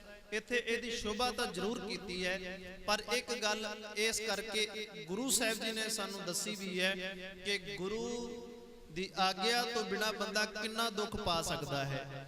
ਬਿਨ ਗੁਰ ਪੁੱਛੇ ਜਾਏ ਅਭੇਵੈ, ਬਿਨਾ ਗੁਰੂ ਤੋਂ ਪੁੱਛਿਆ ਜੋ ਵੀ ਇਨਸਾਨ ਕਰਮ ਕਰਦਾ ਉਹਦੇ ਵਿੱਚ ਹੋ ਸਕਦਾ ਉਹਨੂੰ ਘਾਟਾ ਹੀ ਹੋਵੇ। ਆਪਣੇ ਗੁਰੂ ਦੀ ਆਗਿਆ ਲੈ ਤੋਂ ਬਿਨਾ ਜਿਹੜਾ ਮਨੁੱਖ ਆਪਣੇ ਗੁਰੂ ਦੀ ਆਗਿਆ ਨਹੀਂ ਲੈਂਦਾ, ਤਾਂ ਕਰਕੇ ਅੱਜ ਵੀ ਆਪਾਂ ਕੁਝ ਵੀ ਕਰਮ ਕਰਦੇ ਆਂ, ਗੁਰੂ ਦੀ ਆਗਿਆ ਲੈਨੇ, ਗੁਰੂ ਅੱਗੇ ਅਰਦਾਸ ਕਰਦੇ ਆਂ ਕਿ ਗੁਰੂ ਸਾਹਿਬ ਸਾਡੇ ਕਾਰਜਾਂ ਨੂੰ ਨੇਪਰੇ ਚੜਾਉਣ। ਤੇ ਅਗਲੀ ਉਦਾਹਰਨ ਸਾਨੂੰ ਸਤਿਗੁਰੂ ਗੁਰੂ ਨਾਨਕ ਸਾਹਿਬ ਜੀ ਨੇ ਬਖਸ਼ਿਸ਼ ਕੀਤੀ। ਦੁਰਮਤ ਹਰਨਾਕਸ਼ ਦੁਰਾਚਾਰੀ, ਹਰਨਾਕਸ਼ ਜਿਹੜਾ ਸੀ, ਇਹਨੇ ਵੀ ਕਿਸੇ ਪਹਾੜ ਦੇ ਉੱਪਰ ਜਾ ਕੇ ਤੇ ਬੜਾ ਤਪ ਕੀਤਾ, ਬਹੁਤ ਜ਼ਿਆਦਾ ਤਪ ਕੀਤਾ। ਤੇ ਇਹਦੇ ਤੋਂ ਵਿਸ਼ਨੂੰ ਜਿਹੜਾ ਸੀ ਉਹ ਬੜਾ ਖੁਸ਼ ਹੋਇਆ। ਉਹਨੇ ਇਹਨੂੰ ਆਣ ਕੇ ਆਖਿਆ ਵੀ ਮੰਗ ਤੂੰ ਕੀ ਮੰਗਦਾ ਹੈ। ਇਹਨੇ 4-5 ਗੱਲਾਂ ਮੰਗੀਆਂ। ਉਹ ਆਖਿਆ ਕਿ ਨਾ ਮੈਂ ਦਿਨ ਮਰਾਂ, ਨਾ ਰਾਤ ਮਰਾਂ, ਨਾ ਅੰਦਰ ਮਰਾਂ, ਨਾ ਬਾਹਰ ਮਰਾਂ, ਨਾ ਨਰ ਮਰਾਂ, ਨਾ ਦੇਵ ਮਰਾਂ। ਨਾ ਮੈਨੂੰ ਮਨੁੱਖ ਮਾਰ ਸਕੇ, ਨਾ ਮੈਨੂੰ ਦੇਵਤਾ ਖਤਮ ਕਰ ਸਕੇ। ਕਿ ਘਰ ਦੇ ਅੰਦਰ ਵੀ ਹੋਵਾਂ ਤਦ ਮੈਂ ਮਰ ਨਾ ਸਕਾਂ, ਬਾਹਰ ਹੋਵਾਂ ਤਦੋਂ ਵੀ ਮੈਂ ਮਰ ਨਾ ਸਕਾਂ। ਮੈਨੂੰ ਕਾਲ ਜਿਹੜਾ ਹੈ, ਮੌਤ ਜਿਹੜੀ ਉਹ ਨਾ ਆਵੇ। ਵਰ ਮੰਗ ਲਿਆ ਇਹਨੇ ਵਿਸ਼ਨੂੰ ਤੋਂ। ਫਿਰ ਇਹਨੇ ਇੱਕ ਢੰਡੋਰਾ ਪਿਟਾ ਦਿੱਤਾ ਕਿ ਇਹ ਨਹੀਂ ਆਖਣਾ ਕਿ ਧਰਤੀ ਤੇ ਪ੍ਰਮਾਤਮਾ ਹੈ, ਆਕਾਸ਼ ਤੇ ਪ੍ਰਮਾਤਮਾ। ਇਹਨੇ ਆਖਿਆ ਜਲੇ ਹਰਨਾਕਸ਼, ਥੱਲੇ ਹਰਨਾਕਸ਼। हर पासे हरनाक्ष, जल दे विच, थल दे विच, धरती दे उपर हरनाक्ष दा नाम होना है कि मैं ही परमात्मा हाँ। गर्भ कर लिया, हौमे कर ली, हंकार आ गया बड़ा ज्यादा। ते कहंदे फिर इस दे घर दे विच एक पुत्र पैदा होया जिहदा नाम सी प्रहलाद। प्रहलाद भगत इसदा पुत्र सी, हरनाक्ष दा पुत्र है। ते प्रहलाद जिहड़ा सी वो रब दा ना राम राम नाम जपदा सी। चेते रखना ये राम जी तो पहला दी गल है। जिहड़े राम लक्ष्मण दो भरा ने दशरथ दे पुत्र, ये उन्हां तो पहला दी गल है कि कोई इंसान ये आखदे भी शायद उस राम जी की गल हो रही है, राम राम उन्होंने आख्या जा रहा है। बहुत साल पहला प्रहलाद होया, उस तो बाद राम जी वर्गे आए ने संसार दे अंदर। ते ये प्रहलाद जिहड़ा सी ये राम दा नाम जपदा सी, राम राम मुख तो उचारण करदा सी। राम दा वैसे पता की हुंदा है, रमिया होया है। ये भगतां दा सब तो प्यारा शब्द है राम, बड़ा प्यारा शब्द, भगत इहनूं बहुत ज्यादा प्यार करदे ने राम शब्द नूं। इहदा अर्थ बनदा रमिया होया, जिहड़ा हरेक दे विच रमिया होया। इस करके राम शब्द जिहड़ा ना भगतां दा सब तो प्यारा शब्द है, इहनूं बहुत प्यार करदे ने भगत साहिबान। राम राम करके रब नूं प्राप्त करना। प्रहलाद वो राम राम जपया करे। फिर इस बच्चे नूं संडा ते अमरका जो दो अध्यापक ने उस समय दे, वो भी हरनाक्ष दे अधीन चलते ने। उन्हां दे कोल पढ़न वास्ते इनू भेज दिता ते उत्थे जाके इनू आख्या कि तेरे पिता ने सानू हुक्म दिता है भी तू फट्टी जिहड़ी है, पट्टी जां फट्टी जिहदे उपर लिखिया जांदा सी, उहदे उपर राम नाम नहीं लिखना, केवल तू हरनाक्ष दा नाम जपना है भी जले हरनाक्ष थले हरनाक्ष। प्रहलाद कहंदा ये किवें हो सकदा है कि तुसी जिस दी गल करदे हो मैं उहदा नाम जपां, क्योंकि जिस रब नूं मैं प्राप्त कीता है, जिस मालक दा नाम मैं जपदा है, मैनू तां ओह चंगा लगदा है। मैनू जिहड़े परमात्मा दा नाम जिहदा मैं जपिया है, जो मैं शब्द दे नाल रब नूं प्राप्त कीता, ओह शब्द छड्ड के मैं होर कोई प्राणी दा शब्द दा नाम लैके मैं किवें रब नूं प्राप्त कर लवांगा। जो मैनू शब्द दे राही मैनू रब मिलिया, मैं उह तां ओही जपांगा। वो बड़े परेशान होए, उन्होंने आन के शिकायत की, हरनाक्ष नूं शिकायत की भी बाकी तां जप लैंदे ने, पर जदों दा प्रहलाद गया ना पाठशाला दे विच, कहंदे आप तां ये विगड़ना ही विगड़ना सी, आप तां इहने आग्या मननी नहीं। क्योंकि प्रहलाद कहंदा सी मेरी पट्टिया लिखो गोपाल राय, मेरी पट्टी दे उपर केवल रब दा नाम लिख दिओ, मैं हरनाक्ष नूं नहीं मनदा। ठीक है पिता है मेरा सत्कारयोग है, पर जे तुसी जबरदस्ती मैनू कह के आखोगे कि तुसी ओहदा नाम जपना, राम दा नाम छड्ड दिओ, मैं इस तरह नहीं होण दवांगा। जाके संडा ते अमरका पुकारे जाके हरनाक्ष दे कोल भी साडी गल नहीं मनदा, वो तां आप दा विगड़ना सी। प्रहलाद आप विगड़िया सब चाटड़े बिगाड़े, आप तो विगड़ना विगड़ना सी, उल्टा चलना सी। जिहड़े उहदे नाल दोस्त बनदे ने पाठशाला दे विच, उन्हां नूं भी यही कहंदा कि वो इंसान जिहड़ा वो खत्म होने वाला है, कदों भी खत्म हो सकता है। गर्भ वाला हंकार होने वाला इंसान जिउंदा नहीं रह सकता। भगतां दा नाम, रब दा नाम जिहड़ा सदीप काल है, अपने चेलियां नूं अपने दोस्तां नूं समझाउणा। ये फिर जद के पुकारदे ने ते फिर उत्ते की करदे ने कि बच्चे नूं जिहड़ा प्रहलाद है उहनूं ताला मार दिंदे ने, एक कोठे दे विच रख के ते बाहर ताला मार दिंदे। ते प्रहलाद जी जिहड़ी मां है वो कहंदी भी तू छड्ड दे, की राम नाम जपना है, तू इहदा नाम जपन लग पे, अपने बापू दा नाम जपन लग पा। वो कहंदा कोई गल नहीं, मौत आउणी आ जावे पर मैं नाम राम दा ही जपांगा, मैं नहीं कह सकदा जले हरनाक्ष तले हरनाक्ष। बड़े बच्चे नूं तसीहे दिते गए पर वो डोलिया ना, रब दा भरोसा करके तुरिया रहा। रब दे भरोसे दे उपर, वाहिगुरू दे भरोसे उपर, परमात्मा दे भरोसे दे उपर चलदा रहा कि मैं ये नहीं काम कर सकता, मैं तां राम दा नाम ही जपांगा। फिर एक दिन की होया कि एक दिन तपत थम गल आए, जिहड़ा शब्द आपां सरवण करदे हां कि बहुत वड्डा थम गर्म कीता गया, तपदा होया। ਤੇ ਸ਼ਾਇਦ ਆਪਾਂ ਸ਼ਬਦ ਵੀ ਪੜ੍ਹਦੇ ਹੋਵਾਂਗੇ ਪ੍ਰਭਾਤ ਫੇਰੀਆਂ ਦੇ ਵਿੱਚ, ਕੀੜੀ ਨਾ ਬਣਦਾ ਰਾਮਾ ਪ੍ਰਹਿਲਾਦ ਡੋਲ ਜਾਂਦਾ। ਇਹ ਸਾਡਾ ਆਪਣਾ ਸ਼ਬਦ ਗੁਰਬਾਣੀ ਦਾ ਨਹੀਂ ਹੈ ਕਿ ਇੱਕ ਧਾਰਨਾ ਬਣਾਈ ਹੋਈ ਹੈ, ਪਰ ਹੈ ਇਸ ਤਰ੍ਹਾਂ ਸੀ। ਤੇ ਇਵੇਂ ਕਰਕੇ ਜਦੋਂ ਇਹਨੇ ਕਿਰਪਾਨ ਕੱਢ ਲਈ, ਕੋਪਿਓ ਹੰਕਾਰ ਦੇ ਵਿੱਚ ਆ ਗਿਆ, ਕਹਿੰਦਾ ਕਿੱਥੇ ਆ ਤੇਰਾ ਰਾਮ, ਤੈਨੂੰ ਆਣ ਕੇ ਬਚਾ ਲਵੇ। ਤੇ ਫਿਰ ਇੱਕ ਥੰਮ ਦੇ ਵਿੱਚੋਂ ਕਹਿੰਦੇ ਨਰ ਸਿੰਘ ਰੂਪ ਨਿਕਲ ਕੇ ਉਪਾੜ, ਥੰਮ ਦੇ ਵਿੱਚੋਂ ਥੰਮ ਪਾੜ ਕੇ ਨਰ ਤੇ ਸਿੰਘ। ਤੁਸੀਂ ਵੇਖਿਓ ਇਹਨੇ ਮੰਗਿਆ ਕੀ ਸੀ, ਨਾ ਨਰ ਮਰਾਂ ਨਾ ਦੇਵ ਮਰਾਂ, ਕਿ ਮੈਨੂੰ ਕੋਈ ਦੇਵਤਾ ਜਾਂ ਨਰ ਖਤਮ ਨਾ ਕਰ ਸਕਦੇ ਧਰਤੀ ਦੇ ਉੱਪਰ, ਮੈਨੂੰ ਕੋਈ ਮਾਰਨ ਵਾਲਾ ਨਾ ਹੋਵੇ। ਅੱਧਾ ਸਰੀਰ ਨਰ ਦਾ, ਨਰ ਤੇ ਸਿੰਘ, ਸਿੰਘ ਸਰੀਰ ਅੱਧਾ ਸ਼ਿਵ ਦਾ ਭਾਵ ਕਿ ਦੈਂਤ, ਅੱਧਾ ਸਰੀਰ ਮਨੁੱਖ ਦਾ ਸੀ, ਅੱਧਾ ਸਰੀਰ ਦੈਂਤ ਨਰ ਸਿੰਘ, ਤਾਂ ਕਰਕੇ ਬਣ ਗਿਆ ਨਾਮ ਨਰ ਸਿੰਘ। ਫਿਰ ਇਹਨੂੰ ਕੀ ਕੀਤਾ, ਇਹਨੂੰ ਆਪਣੇ ਗੋਡਿਆਂ ਦੇ ਉੱਪਰ ਰੱਖਿਆ ਤੇ ਨੌਹਾਂ ਦੇ ਨਾਲ ਇਹਦਾ ਸਰੀਰ ਪਾੜ ਦਿੱਤਾ, ਖਤਮ ਕਰ ਦਿੱਤਾ।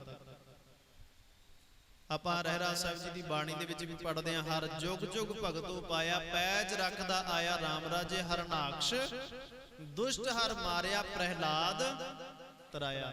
ਉੱਪਰਲੀਆਂ ਪੰਕਤੀਆਂ ਧਿਆਨ ਦੇਣ ਯੋਗ ਨੇ। ਹਰ ਜੁਗ ਜੁਗ, ਜਿਸ ਵੀ ਯੁਗ ਦੇ ਵਿੱਚ ਭਗਤ ਹੋਇਆ ਕੋਈ, ਹਰ ਜੁਗ ਜੁਗ ਭਗਤ ਉਪਾਇਆ, ਭਾਵੇਂ ਕਿਸੇ ਵੀ ਯੁਗ ਦੇ ਵਿੱਚ ਭਗਤ ਹੋਵੇ, ਪੈਜ ਰੱਖਦਾ ਆਇਆ ਰਾਮ ਰਾਜੇ, ਰੱਬ ਉਹਦੀ ਪੈਜ ਰੱਖਦਾ ਆ, ਇੱਜ਼ਤ ਰੱਖਦਾ। ਹਰਨਾਕਸ਼ ਦੁਸ਼ਟ ਹਰ ਮਾਰਿਆ, ਪ੍ਰਹਿਲਾਦ ਤਰਾਇਆ।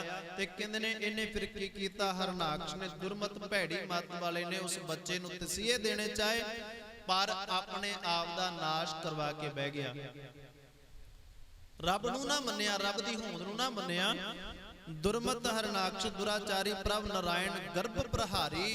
ਪਰਮਾਤਮਾ ਨਾਰਾਇਣ ਨੇ ਇਹਦੇ ਗਰਭ ਨੂੰ ਖਤਮ ਕੀਤਾ, ਇਹਦੀ ਹਉਮੈ ਹੰਕਾਰ ਨੂੰ ਖਤਮ ਕੀਤਾ। ਤੇ ਸਤਿਗੁਰੂ ਜੀ ਕਹਿੰਦੇ ਨੇ ਪ੍ਰਹਿਲਾਦ ਉਧਾਰੇ ਕਿਰਪਾ ਧਾਰੀ, ਪ੍ਰਹਿਲਾਦ ਨੂੰ ਉਧਾਰ ਲਿਆ ਕਿਰਪਾ ਕਰਕੇ। ਤੇ ਅਗਲੀ ਉਦਾਹਰਨ ਬੜੀ ਸੋਹਣੀ ਗੁਰੂ ਨਾਨਕ ਸਾਹਿਬ ਜੀ ਨੇ ਸਾਨੂੰ ਦਿੱਤੀ ਹੈ ਕਿ ਭੁੱਲੋ ਰਾਵਣ ਮੁਗਧ ਅਚੇਤ। ਇਹ ਉਹਨਾਂ ਦੀਆਂ ਸਾਖੀਆਂ ਨੇ ਜਿਨ੍ਹਾਂ ਨੇ ਰੱਬ ਨੂੰ ਭੁਲਾ ਕੇ ਹੰਕਾਰ ਦੇ ਵਿੱਚ ਆ ਕੇ ਤੇ ਸੰਸਾਰ ਦੇ ਜੀਵਾਂ ਨੂੰ ਮਾੜਾ ਬੋਲਿਆ, ਬੰਦਾ ਬੋਲਿਆ, ਆਪਣੇ ਆਪ ਨੂੰ ਖਤਮ ਕਰ ਲਿਆ। ਭੁੱਲੋ ਰਾਵਣ ਮੁਗਧ ਅਚੇਤ। ਅਚੇਤ ਦਾ ਅਰਥ ਹੁੰਦਾ ਹੈ ਜਿਹੜਾ ਪਹਿਲਾਂ ਚੇਤੇ ਨਾ, ਕਿ ਇਹਦਾ ਅੰਤ ਕੀ ਹੋ ਸਕਦਾ ਹੈ। ਗੁਰਬਾਣੀ ਵੀ ਕਹਿੰਦੀ ਨਾ, ਅੱਗੋਂ ਦੇ ਜੇ ਚੇਤੀਏ ਤਾਂ ਕਾਇਤ ਮਿਲੇ ਸਜਾਏ। ਜੇ ਪਹਿਲਾਂ ਹੀ ਸਮਝ ਲਈਏ ਵੀ ਇਹਦਾ ਇੰਜਾਮ ਕੀ ਹੋਏਗਾ, ਇਹਦੀ ਸਜ਼ਾ ਭੁਗਤਣੀ ਪਵੇਗੀ, ਬੰਦਾ ਚੋਰੀ ਕਿਉਂ ਕਰੇ। ਜੇ ਪਹਿਲਾਂ ਹੀ ਧਿਆਨ ਦੇ ਵਿੱਚ ਰੱਖ ਲਵੇ ਕਿ ਜੇ ਮੈਂ ਕਿਸੇ ਨੂੰ ਮਾਰਾਂਗਾ ਇਹਦੀ ਸਜ਼ਾ ਭੁਗਤਣੀ ਪਵੇਗੀ, ਬੰਦਾ ਕਤਲ ਕਿਉਂ ਕਰੇ। ਰੱਬ ਨੇ ਸਾਨੂੰ, ਗੁਰੂ ਅਮਰਦਾਸ ਸਾਹਿਬ ਜੀ ਨੇ ਸਾਨੂੰ ਪਹਿਲਾਂ ਹੀ ਕਹਿ ਦਿੱਤਾ, ਅੱਗੋਂ ਦੇ ਜੇ ਚੇਤੀਏ ਤਾਂ ਕਾਇਤ ਮਿਲੇ ਸਦਾਏ। ਪਹਿਲਾਂ ਹੀ ਚੇਤੇ ਦੇ ਵਿੱਚ ਰੱਖ, ਪਹਿਲਾਂ, ਪਿੱਛੋਂ ਪਛਤਾਉਣ ਦਾ ਫਾਇਦਾ ਕੋਈ ਨਹੀਂ ਹੈ। ਐਸਾ ਕੰਮ ਮੂਲੇ ਨਾ ਕੀਚੇ ਜਿਤ ਅੰਤ ਪਛਤਾਈ ਹੈ। ਇਹੋ ਜਿਹਾ ਕੰਮ ਕਰਨਾ ਹੀ ਕਿਉਂ ਹੈ ਜਿਹਦਾ ਅੰਤ ਪਛਤਾਵਾ ਹੀ ਰਹਿ ਜਾਵੇ, ਜਦੋਂ ਅੰਤ ਵੇਲੇ ਪਛਤਾਉਣਾ ਪੈ ਜਾਵੇ। ਤੇ ਕਹਿੰਦੇ ਭੁੱਲੋ ਰਾਵਣ ਮੁਗਧ ਅਚੇਤ, 1 ਲੱਖ ਪੂਤ 1.25 ਲੱਖ ਨਾਤੀ, ਤੇ ਰਾਵਣ ਕਰ ਦਿਆ ਨਾ ਬਾਤੀ। ਇੰਨੀ ਵੱਡੀ ਸ਼ੋਭਾ ਸੀ ਰਾਵਣ ਦੀ। ਲੰਕਾ ਗੜ ਸੋਨੇ ਕਾ ਭਇਆ, ਮੂਰਖ ਰਾਵਣ ਕਿਆ ਲੈ ਗਿਆ। ਲੰਕਾ ਜਿਹੜੀ ਸੀ ਸੋਨੇ ਦੀ ਸੀ, ਗੜ ਕਿਲਾ, ਮੂਰਖ ਰਾਵਣ ਕਿਆ ਲੈ ਗਿਆ। ਹੈ ਤਾਂ ਬਹੁਤ ਚਤਰ ਸੀ, 4 ਵੇਦਾਂ ਦਾ ਗਿਆਤਾ ਸੀ, ਪਰ ਕਰਮ ਇਹੋ ਜਿਹੇ ਕਰ ਬੈਠਾ ਕਿ ਉਹ ਮੂਰਖ ਸ਼ਬਦ ਇਹਦੇ ਨਾਮ ਦੇ ਅੱਗੇ ਲੱਗ ਗਿਆ।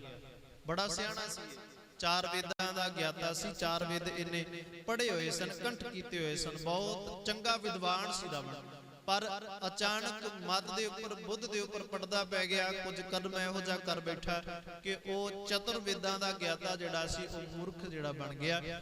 ਭੁੱਲੋ ਰਾਵਣ ਮੁਗਧ ਅਚੇਤ, ਲੰਕਾ ਲੂਟੀ ਲੰਕਾ ਸੀਸ ਸਮੇਤ। ਲੰਕਾ ਵੀ ਲੁੱਟ ਗਈ, ਲੰਕਾ ਵੀ ਸਾੜ ਦਿੱਤੀ ਗਈ, ਸੀਸ ਵੀ ਉਤਰ ਗਿਆ। ਸੀਸ ਵੀ ਜਿਹੜਾ ਸੀ ਮਾਰ ਵੀ ਦਿੱਤਾ। ਇਹਨੂੰ ਕਹਿੰਦੇ ਨੇ ਮਾਰਿਆ ਵੀ ਜਾਣਾ, ਘਰ ਦਾ ਵੀ ਉਜੜ ਜਾਣਾ। ਤੇ ਰਾਵਣ ਘਰ ਦਿਆ ਨਾ ਬਾਤੀ, ਕਹਿੰਦੇ ਇੰਨਾ ਕੁ ਜ਼ਿਆਦਾ ਉਜਾੜਾ ਹੋ ਗਿਆ, ਇੰਨਾ ਜ਼ਿਆਦਾ ਖਤਮ ਹੋ ਗਿਆ ਕਿ ਜਿਹਦੇ 1 ਲੱਖ ਪੂਤ 1.25 ਲੱਖ ਨਾਤੀ ਸੀਗੇ, ਉਤਰੇ ਦੋਤਰੇ ਮੰਨ ਕੇ ਚੱਲੋ ਅੱਗੇ। ਤੇ ਰਾਵਣ ਕਰ ਦਿਆ ਨਾ ਬਾਤੀ, ਉਸ ਰਾਵਣ ਦੇ ਘਰ ਦੇ ਵਿੱਚ ਹੁਣ ਕੋਈ ਬੱਤੀ ਲਾਉਣ ਵਾਲਾ ਨਹੀਂ ਹੈਗਾ। ਦੀਵਾ ਜਗਾਉਣ ਵਾਲਾ ਨਹੀਂ ਹੈਗਾ ਕਿ ਜਿਵੇਂ ਕਹਿੰਦੇ ਨੇ ਘਰ ਦੇ ਵਿੱਚ ਦੀਵਾ ਬਲਦਾ ਹੋਵੇ, ਘਰ ਦਾ ਚਿਰਾਗ ਵੀ ਨਾ ਰਹਿਣ ਦਿੱਤਾ, ਭਾਵ ਕਿ ਅੱਗੇ ਵੰਸ਼ ਵਧੀ ਨਾ। ਸਭ ਕੁਝ ਖਤਮ ਹੋ ਗਿਆ। ਕਿਉਂ? ਕਿਉਂਕਿ ਭੁੱਲ ਚੁੱਕਾ ਸੀ, ਆਪਣੇ ਹੰਕਾਰ ਦੇ ਵਿੱਚ ਆ ਗਿਆ, ਮੂਰਖਤਾ ਦੇ ਵਿੱਚ ਆ ਕੇ ਬੁਰਾ ਕਰਮ ਕਰ ਬੈਠਾ। ਗਰਭ ਗਿਆ ਬਿਨ ਸਤਿਗੁਰ ਹੇਤ, ਕਹਿੰਦੇ ਨੇ ਗਰਭ ਦੇ ਵਿੱਚ ਪਿਆ ਤੇ ਆਪਣੇ ਸਤਿਗੁਰੂ ਰੱਬ ਨੂੰ, ਪ੍ਰਮਾਤਮਾ ਨੂੰ, ਜੋ ਵੀ ਉਹਦਾ ਗੁਰੂ ਸੀ, ਉਹਨੂੰ ਸਲਾਹ ਨਾ ਲਈ, ਉਹਦੇ ਅੱਗੇ ਸਿਰ ਨਾ ਝੁਕਾਇਆ, ਉਹਦੀ ਮੰਨੀ ਨਾ, ਆਪਣੀ ਲੰਕਾ ਲਟਾ ਕੇ ਬਹਿ ਗਿਆ, ਆਪਣੇ ਘਰ ਨੂੰ ਉਜਾੜ ਕੇ ਬਹਿ ਗਿਆ। ਤੇ ਉਦਾਹਰਨਾਂ ਸਤਿਗੁਰੂ ਜੀ ਅੱਗੇ ਵੀ ਦਿੰਦੇ ਨੇ, ਸਹਿਸ ਬਾ ਮਦ ਕੀਟ ਮੈਂ ਖਾਸਾ। ਕਹਿੰਦੇ ਨੇ ਸਹਿਸ ਬਾ ਜਿਹੜਾ ਸੀ ਨਾ, ਇਹ ਜਮਦਗਨ ਜਿਹੜਾ ਸੀ, ਇਹ ਉਸ ਦਾ ਸਾਂਢੂ ਸੀ। ਜਮਦਗਨ ਪਰਸੁਰਾਮ ਜਿਹੜਾ ਨਾ, ਪਰਸੁਰਾਮ ਉਹਦਾ ਪਿਓ ਹੈ। ਤੇ ਸਹਿਸਬਾਨ ਜਿਹੜਾ ਸੀ, ਸਹਿਸਬਾਨ ਇੱਕ ਰਾਜਾ ਸੀ, ਜਮਦਗਨ ਇੱਕ ਰਿਸ਼ੀ ਸੀਗਾ। ਜਮਦਗਨ ਇੱਕ ਰਿਸ਼ੀ ਸੀ ਬਹੁਤ ਵੱਡਾ, ਪਰਸੁਰਾਮ ਦਾ ਪਿਤਾ ਸੀ। ਤੇ ਜਮਦਗਨ ਨੇ ਕੀ ਕੀਤਾ ਵੀ ਆਪਣੇ ਸਾਂਢੂ ਦੇ ਜੋ ਸੈਨਾ ਸੀ, ਉਹਨਾਂ ਸਾਰਿਆਂ ਦੇ ਵਾਸਤੇ ਇੱਕ ਦਿਨ ਭੋਜਨ ਤਿਆਰ ਕੀਤਾ ਵੀ ਸਾਰੀ ਸੈਨਾ ਆਣ ਕੇ ਮੇਰੇ ਸਾਂਢੂ ਦੇ ਸਮੇਤ ਘਰ ਦੇ ਵਿੱਚ ਆ ਕੇ ਪ੍ਰਸ਼ਾਦਾ ਛਕੇ, ਘਰ ਦੇ ਵਿੱਚ ਆਣ ਕੇ ਭੋਜਨ ਛਕੇ। ਤੇ ਜਿਸ ਤੋਂ ਭੋਜਨ ਬਣਾਇਆ ਗਿਆ, ਜੋ ਮੰਨੀ ਜਾਂਦੀ ਕਾਮ ਧੇਨ ਗਊ, ਜਿਵੇਂ ਆਪਾਂ ਸ਼ਬਦ ਸਰਵਣ ਕਰਦੇ ਆ, ਇੱਛਾ ਪੂਰਕ ਸਰਵ ਸੁਖ ਦਾਤਾ ਹਰ ਜਾ ਕੇ ਵਸ ਹੈ ਕਾਮ ਧੇਨਾ। ਕਾਮ ਧੇਨ ਇੱਕ ਗਊ ਮੰਨੀ ਗਈ ਹੈ, ਜਿਹੜੀ ਇੱਥੇ ਨਹੀਂ ਪ੍ਰਲੋਕ ਦੇ ਵਿੱਚ ਹੈ। ਉਹਦੇ ਕੋਲੋਂ ਕਹਿੰਦੇ ਜੋ ਕੁਝ ਵੀ ਮੰਗਦਾ ਹੈ ਮਨੁੱਖ, ਉਹਨੂੰ ਪ੍ਰਾਪਤ ਹੁੰਦਾ ਹੈ। ਕਾਮ ਧੇਨ ਗਊ, ਇੱਛਾ ਪੂਰਨ ਵਾਲੀ ਗਾਂ ਹੈ। ਉਹਦੇ ਕੋਲੋਂ ਕੋਈ ਵੀ ਕੁਝ ਮੰਗਦਾ ਹੈ ਤੇ ਕਹਿੰਦੇ ਦਰਗਾਹ ਦੇ ਵਿੱਚ ਉਹਨੂੰ ਪ੍ਰਾਪਤ ਹੁੰਦਾ ਹੈ। ਇਵੇਂ ਕਰਕੇ ਕਹਿੰਦੇ ਨੇ ਇਸ ਨੇ ਜਮਦਗਨ ਰਿਸ਼ੀ ਸੀਗਾ, ਉਸ ਗਊ ਦਾ ਸਹਾਰਾ ਲੈ ਕੇ, ਕਿ ਉਹਦੇ ਕੋਲੋਂ ਇੱਛਾ ਪੂਰੀਆਂ ਹੁੰਦੀਆਂ ਨੇ, ਉਸ ਗਊ ਦਾ ਸਹਾਰਾ ਲੈ ਕੇ ਨੇ ਬਹੁਤ ਵੱਡਾ ਲੰਗਰ ਲਾਇਆ, ਜਿਹਦੇ ਵਿੱਚ ਸਹਿਸਬਾਨ ਰਾਜਾ ਆਪ ਵੀ ਆਇਆ ਤੇ ਉਹਦੀ ਸੈਨਾ ਵੀ ਆਈ। ਪਰ ਜਿਹੜਾ ਸਹਿਸਬਾਨ ਸੀ, ਉਹਨੇ ਗਊ ਕਾਬੂ ਕਰਨੀ ਚਾਹੀ ਕਿ ਉਹ ਗਾਂ ਜਿਹੜੀ ਹੈ ਮੈਨੂੰ ਮਿਲ ਜਾਵੇ, ਕਿ ਜਿਹਦੇ ਕੋਲੋਂ ਸਾਰੀਆਂ ਇੱਛਾ ਪੂਰੀਆਂ ਹੁੰਦੀਆਂ ਨੇ। ਅਗਰ ਇਹ ਮੈਨੂੰ ਗਾਂ ਮਿਲ ਗਈ, ਮੈਂ ਤਾਂ ਸਾਰੀ ਧਰਤੀ ਨੂੰ ਜਿੱਤ ਸਕਦਾ ਹਾਂ। ਉੱਥੇ ਬਹੁਤ ਵੱਡਾ ਜੰਗ ਹੋਇਆ, ਯੁੱਧ ਹੋ ਗਿਆ ਇੱਕ ਗਊ ਦੇ ਪਿੱਛੇ। ਤੇ ਕੀ ਕੀਤਾ, ਇਸ ਸਹਿਸਬਾਨ ਨੇ ਜਮਦਗਨ ਸੀ ਜਿਹੜਾ, ਉਹਨੂੰ ਮਾਰ ਦਿੱਤਾ। ਪਰਸੁਰਾਮ ਦਾ ਪਿਤਾ ਸੀ ਜਿਹੜਾ, ਉਹਨੂੰ ਮਾਰ ਦਿੱਤਾ। ਫਿਰ ਕਹਿੰਦੇ ਨੇ ਕੀ ਹੋਇਆ, ਉਸ ਤੋਂ ਬਾਅਦ ਪਰਸੁਰਾਮ ਦਾ ਜਿਹੜਾ ਪੁੱਤਰ ਸੀ, ਉਹਨੇ ਸਹਿਸਬਾਨ ਨੂੰ ਮਾਰ ਦਿੱਤਾ। ਇੱਕ ਹੰਕਾਰ ਦੇ ਵਿੱਚ ਆ ਕੇ ਸਹਿਸਬਾਨ ਮਦ ਕੀਟ ਮੈਂ ਖਾਸਾ, ਕਹਿੰਦੇ ਨੇ ਫਿਰ ਇਸ ਨੇ ਆਪਣੇ ਆਪ ਨੂੰ ਮਰਾ ਲਿਆ। ਤੇ ਇਹਦੇ ਅੱਗੋਂ ਜਿਹੜੇ ਹੈਗੇ ਸੀ ਹੋਰ ਦੈਂਤ ਸੀ ਜਿਹੜੇ, ਮਦ ਅਤੇ ਕੈਂਟਮ ਮੈਂ ਖਾਸਾ। ਆਪ ਜੀ ਨੇ ਕਿਤੇ ਵੀ ਵੇਖਿਆ ਹੋਵੇਗਾ, ਕਿਤੇ ਕਿਸੇ ਨਾਟਕ ਦੇ ਵਿੱਚ ਜਾਂ ਕਿਸੇ ਫਿਲਮ ਦੇ ਵਿੱਚ, ਕਿ ਜਦੋਂ ਵੀ ਕਿਤੇ ਬਲੀ ਦਿੱਤੀ ਜਾਂਦੀ ਨਾ, ਮੈਂ ਖਾਸਾ ਇੱਕ ਝੋਟੇ ਦਾ ਰੂਪ ਸੀਗਾ। ਝੋਟਾ ਮਤਲਬ ਭੈਂਸਾ, ਇੱਕ ਹੁੰਦਾ ਬੈਲ ਬੁੱਲ, ਇੱਕ ਹੁੰਦਾ ਹੈ ਝੋਟਾ ਬੈਫੈਲੋ ਦੇ ਰੂਪ ਦੇ ਵਿੱਚ। ਉਸ ਝੋਟੇ ਦੇ ਰੂਪ ਦੇ ਵਿੱਚ ਇਹਦਾ ਸਰੀਰ ਸੀ। ਇਹ ਦੂਸਰਾ ਦੈਂਤ ਸੀ, ਦੇਵਤਾ ਨਹੀਂ ਸੀ। ਇਹਨੇ ਕੀ ਕੀਤਾ, ਇਸ ਨੂੰ ਆਣ ਕੇ ਦੁਰਗਾ ਨੇ ਖਤਮ ਕੀਤਾ। ਬਹੁਤ ਵਾਰੀ ਆਪ ਜੀ ਨੇ ਵੇਖਿਆ ਵੀ ਹੋਵੇਗਾ, ਅੱਜ ਦਾ ਜੋ ਸਮਾਂ ਹੈ ਟੈਕਨੋਲੋਜੀ ਵਾਲਾ, ਕਿਧਰੇ ਆਪ ਜੀ ਨੇ ਕਿਤੇ ਵੇਖ ਲਿਆ ਹੋਵੇਗਾ ਟੀਵੀ ਚੈਨਲ ਦੇ ਉੱਪਰ ਵੀ, ਕਿ ਬਹੁਤ ਸਾਰੀਆਂ ਮੂਰਤੀਆਂ ਦੇ ਅੱਗੇ ਇੱਕ ਝੋਟੇ ਦੀ ਬਲੀ ਦਿੱਤੀ ਜਾਂਦੀ ਹੈ। ਉਹ ਇਸ ਕਰਕੇ ਦਿੱਤੀ ਜਾਂਦੀ ਹੈ ਕਿ ਦੁਰਗਾ ਨੇ ਮੈਂ ਖਾਸਾ ਦਾ ਅੰਤ ਕੀਤਾ ਸੀ, ਤੇ ਇਹ ਉਹਨਾਂ ਦੇ ਹੀ ਸਹਿਸਬਾਨ ਦੇ ਅੱਗੇ ਚੇਲੇ ਸਨ। ਹਰ ਲਾਕਸ਼ ਨੇ ਨਗੋ ਵਿਦਾਸਾ, ਦੈਂਤ ਸੰਘਾਰੇ ਬਿਨ ਭਗਤ ਅਭਿਆਸਾ। ਕਹਿੰਦੇ ਨੇ ਉਹਨਾਂ ਦੈਤਾਂ ਦਾ ਖਾਤਮਾ ਕਰ ਦਿੱਤਾ। ਹੰਕਾਰ ਦੇ ਵਿੱਚ ਜਿਹੜੇ ਦੈਂਤ ਬਣੇ ਹੋਏ ਸੀ ਨਾ, ਹੁਣ ਅਸਲ ਦੇ ਵਿੱਚ ਇਹ ਗੱਲ ਸਾਨੂੰ ਸਮਝ ਆ ਗਈ ਕਿ ਦੈਂਤ ਕੋਈ ਵੱਖਰੀ ਚੀਜ਼ ਨਹੀਂ ਹੈ। ਦੈਂਤ ਉਹ ਮਨੁੱਖ ਹੈ ਜਿਹੜਾ ਹੰਕਾਰ ਕਰ ਲੈਂਦਾ ਹੈ, ਜਿਹੜਾ ਹਉਮੈ ਦੇ ਵਿੱਚ ਆ ਜਾਂਦਾ ਹੈ, ਕਿਉਂਕਿ ਉਹਨੂੰ ਸਿਰਫ ਆਪਣਾ ਆਪ ਦਿਸਦਾ ਹੈ ਕਿ ਜੋ ਵੀ ਚੀਜ਼ ਹੈ ਉਹ ਮੇਰੇ ਕੋਲ ਹੋਣੀ ਚਾਹੀਦੀ ਹੈ, ਮੈਂ ਹੀ ਉਹਨੂੰ ਪ੍ਰਾਪਤ ਕਰਾਂ, ਤੇ ਮੇਰੇ ਕੋਲ ਉਹ ਚੀਜ਼ ਹੋਵੇ ਤੇ ਮੈਂ ਇਸ ਧਰਤੀ ਤੋਂ ਜਿੱਤ ਕੇ ਤੇ ਰਾਜਾ ਬਣ ਜਾਵਾਂ। ਇਸ ਤਰੀਕੇ ਦੇ ਨਾਲ ਗੁਰੂ ਨਾਨਕ ਸਾਹਿਬ ਜੀ ਨੇ ਸਾਨੂੰ ਉਹਨਾਂ ਦੀਆਂ ਉਦਾਹਰਨਾਂ ਦਿੱਤੀਆਂ ਨੇ ਕਿ ਜਿਨ੍ਹਾਂ ਨੇ ਹਉਮੈ ਕੀਤਾ, ਹੰਕਾਰ ਨੂੰ ਕੀਤਾ, ਆਪਣੇ ਆਪ ਦਾ ਨਾਸ਼ ਕਰਵਾ ਲਿਆ, ਪਰ ਆਪਣੇ ਗੁਰੂ ਦੀ ਸਿੱਖਿਆ ਨੂੰ ਨਹੀਂ ਧਾਰਨ ਕੀਤਾ, ਗੁਰੂ ਦੀ ਸਿੱਖਿਆ ਤੇ ਨਹੀਂ ਚੱਲੇ। ਅਜੇ ਇਹ ਸ਼ਬਦ ਬਾਕੀ ਹੈ। ਕੁੱਲ ਜਿਹੜੀਆਂ ਇਹਦੀਆਂ ਪੰਕਤੀਆਂ ਸਨ ਉਹ 12 ਸਨ। ਇਸ ਕਰਕੇ ਆਪਾਂ 6 ਅੱਜ ਵਿਚਾਰੀਆਂ ਨੇ, 6 ਆਪਾਂ ਕੱਲ ਦੇ ਦੀਵਾਨਾਂ ਦੇ ਵਿੱਚ ਵਿਚਾਰਾਂਗੇ ਜੀ। ਹੋਈਆਂ ਬੇਅੰਤ ਪ੍ਰਕਾਰ ਦੀਆਂ ਭੁੱਲਾਂ ਖਿਮਾ ਕਰਨੀਆਂ ਜੀ। ਪਿਆਰ ਸਤਿਕਾਰ ਨਾਲ ਆਖੋ ਜੀ ਵਾਹਿਗੁਰੂ ਜੀ ਕਾ ਖਾਲਸਾ ਵਾਹਿਗੁਰੂ ਜੀ ਕੀ ਫਤਿਹ। ਵਾਹਿਗੁਰੂ ਸਾਹਿਬ ਜੀਓ। ਰਾਮ ਕਲੀ ਮਹੱਲਾ ਤੀਜਾ। ਆਨੰਦ ਇੱਕ ਓੰਕਾਰ ਸਤਿਗੁਰ ਪ੍ਰਸਾਦ। ਆਨੰਦ ਭਇਆ ਮੇਰੀ ਮਾਇਨ ਸਤਿਗੁਰੂ ਮੈਂ ਪਾਇਆ। ਸਤ ਗੁਰਤਾਂ ਪਾਇਆ ਸਹਿਜ ਸੇਤੇ। ਮਨ ਵਜੀਆਂ ਵਾਧਾਈਆਂ ਰਗ ਤਨ ਪਰਿਵਾਰ ਭਰੀਆਂ।